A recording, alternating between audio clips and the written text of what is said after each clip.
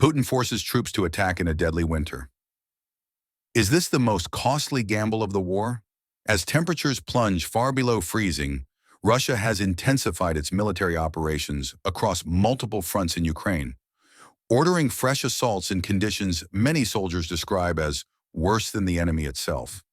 Snow-covered trenches, frozen mud, and relentless artillery fire have turned the winter battlefield into a killing ground, one where the cost in lives is rising at a staggering pace.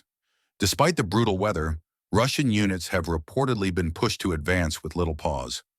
Military observers say these attacks are not isolated clashes, but part of a broader strategy to keep pressure on Ukrainian defenses through winter, denying Kiev any operational breathing room before spring. Winter warfare. When nature becomes a weapon, winter combat is unforgiving. Engines seize in extreme cold, drones struggle with battery failures, and injured soldiers face delayed evacuations as roads freeze or vanish under snow. Frostbite, hypothermia, and exhaustion are now common threats alongside bullets and shells. Reports from the front suggest many Russian troops are operating with inadequate winter gear, limited medical support, and aging equipment. In some sectors, soldiers are forced to remain in exposed positions for days, enduring freezing winds and constant drone surveillance. Catastrophic losses, minimal progress. Analysts tracking the conflict say the scale of Russian casualties during these winter assaults is disproportionate to the territory gained. Armored vehicles are being lost to mines and precision strikes, while infantry-heavy attacks are repeatedly repelled by entrenched Ukrainian forces. Ukraine has adapted its defenses to winter conditions, using drones, artillery, and layered fortifications to inflict maximum damage while conserving manpower. The result, high Russian losses for advances measured in meters, not miles. Strategic pressure from the Kremlin. From Moscow's perspective, halting operations could signal weakness. The Kremlin appears determined to show resolve, both to its domestic audience and to the international community, by maintaining offensive momentum regardless of cost. Some experts believe the goal is psychological as much as territorial. Wear down Ukrainian forces, exhaust Western support, and prove that Russia can sustain pressure indefinitely. But others warn this strategy risks hollowing out Russia's own military, burning through trained troops faster than they can be replaced. Morale, manpower, and the long-term risk beyond the battlefield. Morale is emerging as a critical issue. Prolonged winter fighting, heavy casualties, and unclear objectives can erode unit cohesion. Forced assaults in lethal conditions may achieve short-term headlines, but at the risk of long-term operational collapse.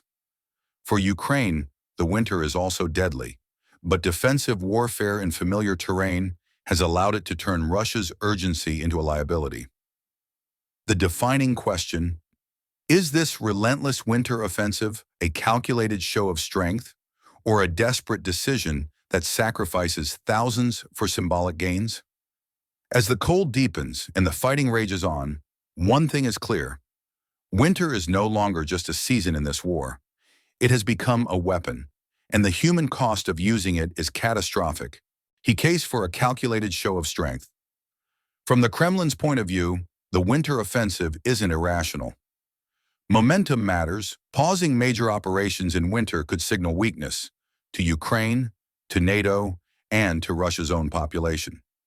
Continuous attacks project an image of control and endurance. Russia keeps advancing no matter the season. Political optics over the battlefield. Even small territorial gains can be framed as victories at home.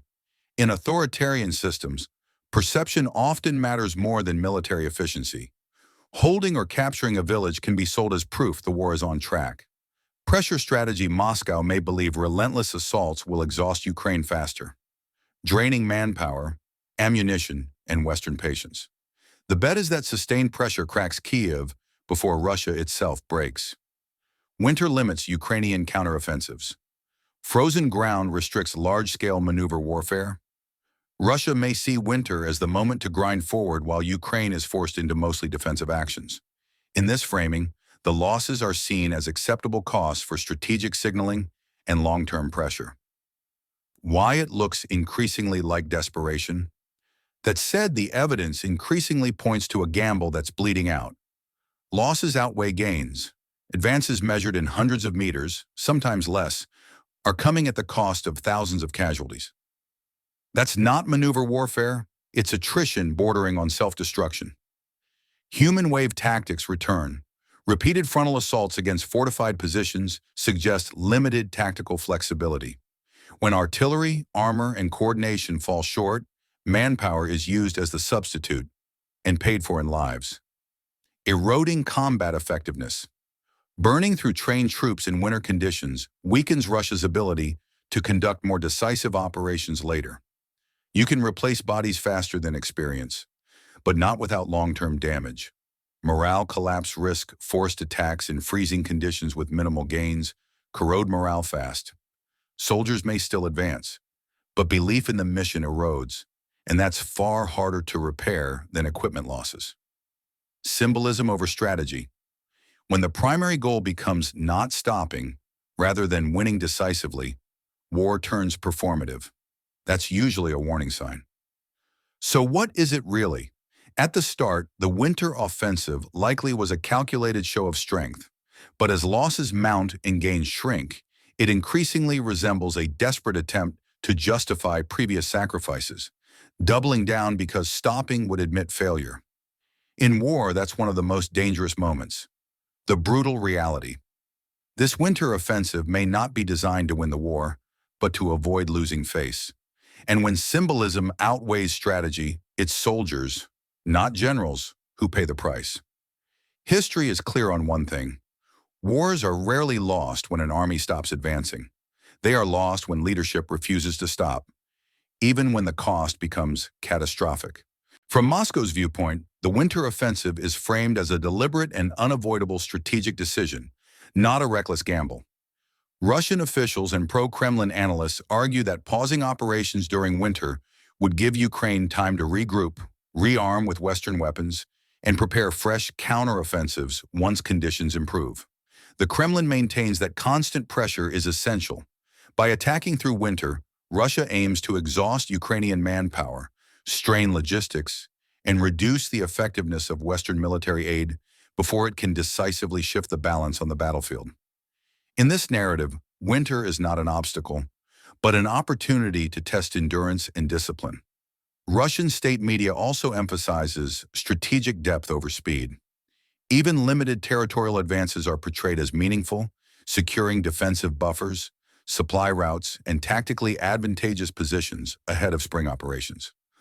Losses, while rarely detailed, are described as the inevitable price of large-scale warfare against a heavily supported opponent. Politically, the offensive serves another purpose: demonstrating resolve.